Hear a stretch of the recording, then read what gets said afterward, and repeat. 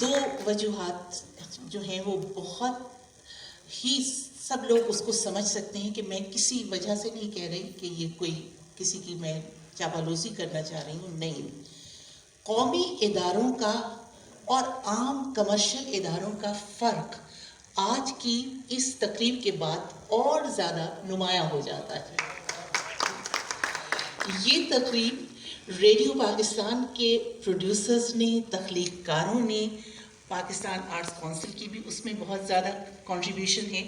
ان کے ساتھ مل کے سب سے پہلے جب میں نے آ کر یہ سجاوٹ یہاں پر دیکھی تو میں نے دیکھا کہ یہ تخلیق کا، ادب کا اور کام کا جو جذبہ ہوتا ہے وہ نظر آ رہا ہے. تو قومی اداروں کا فرق، اور پھر جس طرح سے اس تقریب کا آغاز ہوا اور یہاں پر قومی ترانہ بجایا گیا، یقین کیجئے کہ میری آنکھوں میں تو آنسو آ گئے، اس لیے کہ یہ قومی اداروں کا یہی ایک مقام ہوتا ہے جس پہ انہیں فخر کرنا چاہیے. اور میں تو اس لیے فخر کرتی ہوں کہ میں ہمیشہ کہتی ہوں کہ ریڈیو تو میری ماں ہے، یہ تو میرا میکا ہے. میں نے 1974 میں ریڈیو پاکستان لاہور کے یونیورسٹی پروگرام سے اپنی نشریات کے اس سفر کا آغاز کیا تھا، اور آج اگر میں کہیں ہوں، جہاں بھی ہوں، میں نہیں سمجھ رہی جتنے اچھے الفاظ کا یہاں پر اظہار کیا گیا ہے، میں بالکل اپنے آپ کو اس قابل نہیں سمجھتی، لیکن جو بھی ہوں میں یہاں کی تربیت کا اس وقت نتیجہ ہوں آپ لوگوں کے سامنے. میں نے یہیں سے سیکھا اور یہیں پھر یہاں کے بارے میں لکھا بھی، اور انشاءاللہ میں لکھتی رہوں گی. اور میں ایک دو باتیں آپ لوگوں سے یہ ضرور کرنا چاہوں گی، جیسے کہ یہاں پر ذکر کیا ابھی پروفیسر صاحب نے بھی اور باقی لوگوں نے بھی، فرخندہ نے بھی، کہ میں نے اس کتاب کے 3 حصے صرف اسی لیے بنائے کہ میں اپنی سماج کو، اپنی بہنوں کو، اپنی پروفیشنل خواتین کو یہ بتانا چاہتی تھی کہ میرا یہ سفر کہاں سے شروع ہوا تھا، اور آپ لوگوں کو بھی ہمت نہیں ہارنی ہے، آپ لوگوں کو بھی صبر، جذبے اور کمٹمنٹ کے ساتھ آگے بڑھتے ہی رہنا ہے. میرے بھی راستے میں بہت کٹھن اور سخت مقام آتے رہے ہیں، لیکن میں نے کبھی اپنی جو خواہش تھی اور اپنا جو مقام تھا اس کو کبھی نہیں چھوڑا. میں چھوٹا سا یہاں سے آپ کو ایک ذکر بتاتی ہوں کہ جو میرا زمانہ تھا، شاید آج جو یہ بچیاں بیٹھی ہیں ان کو اس کا اندازہ بھی نہیں ہوگا کہ جو 60 کا عشرہ تھا اس زمانے میں لڑکیوں کے ساتھ سلوک کیا ہوتا تھا. لڑکیوں کی پیدائش پر میرے سے جو چھوٹی بہن ہے گلناز، جو ماشاءاللہ سے پرنسپل ہو کر، ڈگری کالج کی پرنسپل ہو کر ریٹائر ہوئی ہیں، ان کی وہ جب پیدا ہوئی وہ 5ویں بیٹی تھی، تو ان کو گود میں لے کر میری والدہ کی ایک دوست نے کہا کہ بس شمس زہرا، اپنی اس بیٹی کا نام اللہ معافی رکھو تاکہ اللہ تمہیں اب اور بیٹیاں نہ دے. میں نے دل میں سوچا، اس وقت تو نہیں، اس وقت تو بہت چھوٹی تھی، لیکن بعد میں یہ سوچا کہ اگر یہ بیٹا ہوتا 5واں، کیا اس وقت بھی یہی دعا مانگی جاتی؟ کس قدر فرق تھا. میں نے اس کتاب میں لکھا ہے، مقصود صاحب نے بالکل اس کا بجا ذکر کیا ہے کہ اگر کسی زمانے میں لڑکیوں کو زندہ دفن کر دیتے تھے تو سماج کون سا بدلا، آج کل زندہ درگور کر دیتے ہیں اس طرح کی باتیں کر کر کے. پھر یہ جو میری بہن نیلوفر یہاں بیٹھی ہیں، یہ ماشاءاللہ سے سینئر گائنیکالوجسٹ ہیں. جب یہ پیدا ہوئی، یہ 6ٹھی بیٹی تھی، تو باقاعدہ امی کی ایک دوست تعزیت کرنے آ گئی، جیسے کسی افسوس کیا جاتا ہے خدا نخواستہ کسی کے مرنے پر، اس طرح سے افسوس کرنے کے لیے آ گئی. تو یہ وہ ماحول تھا جس میں میں نے آنکھ کھولی تھی، اور اس ماحول سے میں نے سفر شروع کیا تھا. اور پھر میں یہاں پر تھوڑا سا کہنے چاہ رہی ہوں کہ اکثر یہ ہوتا تھا کہ بیٹیاں جو ہیں، اگر گھر میں کسی گھر میں 6 بیٹے ہیں تو ماشاءاللہ بڑا خوش قسمت گھر سمجھا جاتا تھا، اور اگر کسی گھر میں 6 بیٹیاں ہیں تو ان کو کہا جاتا تھا آئے شودی کملی، ادھر کوئی پرائی نہیں ہے. بڑی ترس کھانے والی نظروں سے، رحم کرنے والی نظروں سے لوگ ہمیں دیکھتے تھے. اس ماحول سے ہم لوگ آگے نکلے ہیں کہ مگر میں پھر یہ میں نے لکھا ہے کہ تندیے باد مخالف سے نہ گھبرا اے عقاب، یہ تو چلتی ہے تجھے اونچا اڑانے کے لیے۔ تو مجھے یوں لگتا ہے کہ جیسے یہ شعر ہم بہنوں کی کہانی ہو، بجائے اس کے کہ ان حالات سے ہم لوگ احساس کمتری میں مبتلا ہوتے، ہم حالات کا مقابلہ کرنے کا عزم اور حوصلہ ہم میں اور بڑھا، جو عموماً گھروں میں لڑکوں کی ذمہ داری سمجھی جاتی ہے کہ ماں باپ کا خیال وہی کریں گے سب وغیرہ، وہ سب ذمہ داری ہم بہنوں نے اپنی ذمہ داری سمجھ کے اسے نبھایا۔ قدرت کا اہتمام دیکھیے کہ جن لڑکیوں کو کمتر سمجھا جاتا تھا وہی ماں باپ کے ہر زخم کا مداوا بنی، اور جو انہوں نے اپنی بیٹیوں کی تعلیم و تربیت میں اور دوسرے لوگوں کے ساتھ عزیز رشتہ داروں کے طعن و تشنیع کی صورت میں کھائے تھے، بیٹیاں اسی ہر زخم کا مداوا بنی۔ تو یہ ماحول تھا اس وقت۔ اور تھوڑا سا میں یہاں پر ان کا سریا شہاب کا بہت ذکر ہوا ہے، تو میں نے صرف سریا شہاب نہیں بلکہ سب لوگوں کا اس میں، میرے اپنے تمام جو میرے ساتھ ساتھی تھے ان کا سب کا ذکر کیا ہے، خالد حمید، اظہر لودھی اور ارجمند شاہین، سریا شہاب، سب۔ سریا شہاب کیونکہ اب ہم میں نہیں رہیں تو ان کے بارے میں نے یہ لکھا تھا کہ میں جب خبروں کی دشت میں نووارد تھی تو سریا شہاب اپنی بلندیوں کو چھو رہی تھیں، اور ان کی آواز کے بارے میں کچھ کہنے کے لیے میرے پاس الفاظ بہت کم پڑ جائیں گے، بس یوں سمجھ لیجئے کہ سر اور مٹھاس میں گندھی ہوئی ایک آواز تھی۔ وہ شعبہ خبر میں آنے سے قبل ریڈیو ایران زائدان سے منسلک تھی، ان کا کافی میں نے لکھا ہے، آپ لوگ اس کے بارے میں جانتے ہیں۔ مجھے کہنا یہ تھا کہ سریا شہاب کی جب وفات ہوئی اور وہ اس دنیا سے گئیں تو اس وقت کی مشیر اطلاعات محترمہ فردوس عاشقاوان، جو تمام دن ریڈیو ٹی وی پر موجود رہتی تھیں، لیکن انہیں یا کسی بھی سابقہ وزیر اطلاعات کو ان کی موت کی خبر تک نہیں ہوئی کہ کم سے کم ان کی موت پر ایک تعزیتی پیغام ہی جاری کر دیا جاتا۔ چلیے انہیں تو چھوڑیے، دسیوں چینل ہیں جن پر دن رات ایسے بحث مباحثے کے پروگرام چلتے رہتے ہیں جن میں ان کا کوئی سرا نہیں ہوتا، معذرت کے ساتھ اکثر گالم گلوچ پہ ختم ہوتے ہیں۔ ان چینلوں کے پاس کیا ایک گھنٹہ بھی ایسا نہیں تھا جس میں وہ ان کے بچوں کو بلاتے، ان کے ساتھیوں کو بلاتے، ان کے دوستوں کو بلاتے اور وہ سریا شہاب کو یاد کرتے، ان کے کیریئر کے بارے میں کوئی بات کرتے، مگر افسوس کہ کچھ بھی تو ایسا نہیں ہوا۔ نشریات کے ایوانوں میں یہ خوبصورت روایات کبھی ختم نہیں ہونی چاہیے۔ اسی لیے میں ہمیشہ یہ بات کرتی ہوں کہ ریڈیو پاکستان ایک قومی ادارہ ہے، اس کا مقابلہ عام سوشل میڈیا سے اور چھوٹے چھوٹے چینلوں سے مت کیا کیجیے۔ میرا پیغام ہے یہ تمام جو حکام بالا ہیں اگر ان تک پہنچے، وہ شور ہے، بھات بھات کی بولیاں ہیں۔ اگر آپ لوگوں کو کوئی کریڈیبل، با اعتماد، اچھی آواز چاہیے ہے ملک کے میں تو وہ ریڈیو پاکستان ہے اور پاکستان ٹیلی ویژن ہے۔ اور اس کی ریڈیو پاکستان کی ذرا آپ دیکھیے کہ میں جب بی بی سی میں گئی اور میں نے وہاں پر جب ہم لوگ انٹرویو کرتے تھے اپنے پروگرام کے لیے، سیربین کے لیے، تو میں نے ایک دن ان کو کیا، سری نگر میں جو تھے علی گیلانی، جو اب ہم میں حیات نہیں ہے، ہمارے درمیان نہیں ہے، ان کو جب میں نے فون کیا کہ میں آپ سے بات کرنا چاہ رہی ہوں، اس زمانے میں کشمیر میں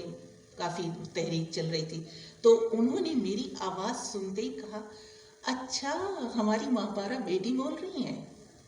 مجھے یہ ایک دم سے میرے کہا کہ دیکھیے ریڈیو پاکستان کی کہاں کہاں یہ پہنچتی ہے آواز۔ اور پھر ایک دفعہ میں مظفر آباد میں گئی، میں وہ زلزلے کے بعد رپورٹنگ کرنے کے لیے، پروگرام بنانے کے لیے، تو میں کچھ خواتین سے بات کر رہی تھی، ویسے ہی جیسے عام بات کرتے ہیں، کوئی اپنی ریڈیو ٹی وی کا انداز نہیں تھا، تو وہ میں نے وہاں پر جب میں بات کر کے جانے لگی تو ایک تھے، انہوں نے تعارف کروایا، وہ سول لباس میں تھے، تو آ کے تعارف کروایا کہ میں کیپٹن فلاں فلاں ہوں اور میں سیاچین میں ہوتا ہوں، میں نے صرف آپ کی آواز سے آپ کو پہچانا. کہنے لگے کہ میں سیاچین پر ہم لوگ صرف ریڈیو پاکستان سنتے ہیں، آپ کی خبریں سنتے ہیں، ریڈیو پاکستان کے پروگرام سنتے ہیں، تو آپ یہ کیسے بھول سکتے ہیں کہ ریڈیو پاکستان وہ ادارہ ہے جو ملک کے کونے کونے میں، اور پتہ نہیں میں جہاں جہاں گئی ہوں، اس کی کالام کی اونچی ترین چوٹی ہے اتھروڈ، وہاں پر ریڈیو پاکستان کے بلیٹن سنے جاتے تھے. اور بے شک مان لیا کہ اب یہ ہاتھ میں ٹیلی فون آ گئے ہیں تو یہ کم ہو گیا ہوگا شاید، لیکن اب بھی انہیں کوئی اچھی آواز جب بھی سنائی دے گی، ایک با اعتماد آواز جب بھی سنائی دے گی تو وہ اسے سنیں گے. ہم لوگ ساری، میں وہاں بی بی سی کا بتا رہی ہوں کہ ہم لوگ جب کوئی خبر ہوتی تھی پاکستان سے تو ہم لوگ جب تک ریڈیو پاکستان نشر نہیں کرتا تھا یا پاکستان ٹیلی ویژن نشر نہیں کرتا تھا، ہم اس خبر کو کبھی کوئی گھاس نہیں ڈالتے تھے کہ یہ جو اخبارات میں تو ایسی خبریں چھپتی رہتی ہیں، ان کا کیا اعتبار ہے. اگر کوئی کریڈیبلٹی اسی سے آئے گی جب آپ کے قومی ادارے اس کو نشر کریں گے. تو ریڈیو پاکستان کی جو اہمیت ہے وہ میری نظر میں تو کبھی بھی کم نہیں ہوگی. اور میں ذرا، انہوں نے کیونکہ شکیل نے بہت تذکرہ کیا ہے کہ میں نے اپنے شوہر کے بارے میں کچھ نہیں لکھا ہے، تو میں ذرا وہ تھوڑا سا آپ لوگوں کو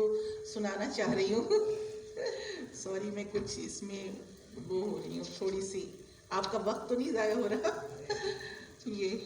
جی شکیل، آپ کے لیے، آپ کو یہ چیپٹر ملا نہیں. اس چیپٹر کا عنوان ہے ٹی وی کی چڑیا بہت اونچی اڑتی ہے. خبریں پڑھتے ہوئے ایک دن میں خود بخود خبر کا موضوع بن جاؤں گی، یہ تجربہ میرے لیے بالکل نیا تھا، اور خبر بھی اچھی خاصی دھماکہ خیز. ایک دن ایک مشہور جریدے دھنک کے ورق پلٹتے ہوئے ایک کالم کی سرخی دیکھ کر میں ٹھٹک گئی، ٹی وی کی چڑیا بہت اونچی اڑتی ہے. اگلی سطر پہ نظر پڑی تو ماہوارہ زہری آج کل صفدر حمدانی کے ساتھ بہت دیکھی جاتی ہے. میں چونک گئی، ارے یہ تو میرے بارے میں ہے. میں شادی سے پہلے ماہوارہ زہری تھی، آپ لوگ جانتے ہیں. مگر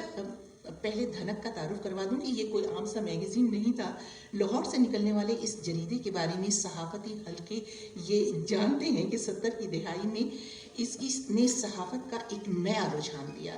یوں تو خیر اس میں سنجیدہ مضامین بھی شائع ہوتے تھے، مگر اصل وجہ شہرت سیاست دانوں، مولوی حضرات، فلمی ستاروں اور ٹی وی فنکاروں کے چٹ پٹے سکینڈلز تھے، جن کے باعث مہنگا ہونے کے باوجود یہ خوب بکتا تھا. میں بھی اس جریدے کے قاریوں میں سے تھی. جریدے کے ایڈیٹر سرور سکھیرا بعد میں بے نظیر بھٹو کے پہلی دور حکومت میں ان کے پریس سیکرٹری بھی رہے. سکینڈل کے بارے میں بہت اختصار سے اور اس کا پس منظر بتانا بہت ضروری ہے کہ سکینڈل کوئی بالکل بے بنیاد نہیں تھا. صفدر حمدانی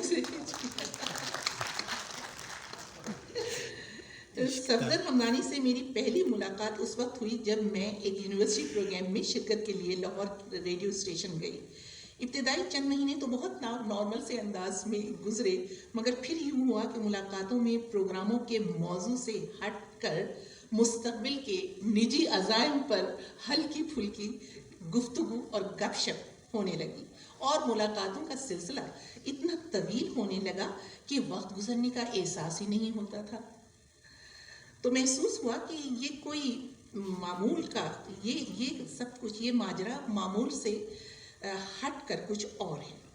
اب اگر والدین کو ساتھ نہ لیا تو مسئلہ ہو سکتا ہے، صفدر کے لیے تو شاید نہیں، کیونکہ مردوں کو تو سماج میں ہر طرح کا سرٹیفکیٹ ملا ہوتا ہے، جتنی مرضی چاہیں لڑکیوں سے ملتے رہیں، فلرٹ کرتے رہیں، لیکن کم سے کم میں یہ رسک نہیں لے سکتی تھی. اکثر لوگ سمجھتے ہیں کہ میری اور صفدر کی محبت کی شادی ہے. ہم نے ایک دوسرے کو پسند کر کے، ذہنی طور پر قبول کر کے شادی کا فیصلہ کیا تھا. اگر محبت اسی کو کہتے ہیں تو بسط شوق کہیے.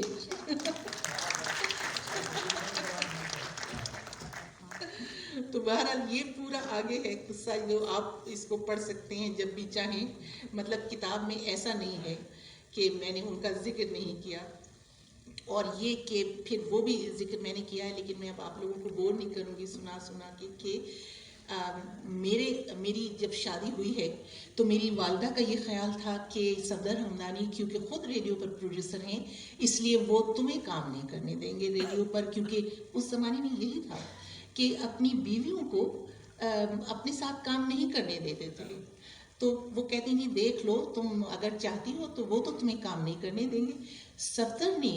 ان تمام جو سماج میں تعصبات تھے موجود، یا تاثرات کہہ لیجیے یا پرسیپشنز کہہ لیجیے، صفدر نے ان سب کو غلط ثابت کیا. صفدر نے نہ صرف یہ کہ میری حوصلہ افزائی کی، بلکہ ہمیشہ ہر مرحلے پر، کیونکہ یہ جو تھا ٹی وی پر آنا، اس کو میں ہمیشہ کہتی ہوں کہ یہ گلاب کا پھول تھا جس میں کانٹے ہمیشہ ساتھ ساتھ چلے ہیں. گلاب کی خوشبو ہمیشہ پھیلتی ہے اور خوب پھیلی، لیکن جو اس کے کانٹے ہیں وہ مجھے چبھتے رہے ہیں وقتاً فوقتاً. ایک ایڈیٹر صاحب کہتے تھے کہ جب تک آپ میرے ساتھ باہر نہیں چلیں گی میں تو آپ کو خبرنامے پہ نہیں لاؤں گا. میں نے ان کا نام نہیں لکھا کیونکہ اب وہ حیات نہیں ہے، وہ اس بات کا جواب نہیں دے پائیں گے اس لیے. تو لیکن یہ کہ اور وہ یہ وقت تھا کہ میں صفدر سے بھی بالکل نئی منگنی ہوئی تھی، انہیں بھی نہیں بتا سکتی تھی کیونکہ مجھے نہیں اندازہ تھا کہ وہ ان کا کیا رد عمل ہوگا، اور والدین کو تو بتا ہی نہیں سکتی تھی. والدہ کو تو ہرگز نہیں بتا سکتی تھی، کیونکہ وہ پہلے ہی کہتی تھی کہ دیکھو ٹی وی پہ جو ہے نا وہ مناسب نہیں ہے، ماحول ٹھیک نہیں ہے تمہارا جانا وہاں پر، تو ان کو بھی نہیں بتا سکتی تھی. تو یہ صفدر جو تھے ہر موڑ پہ ہر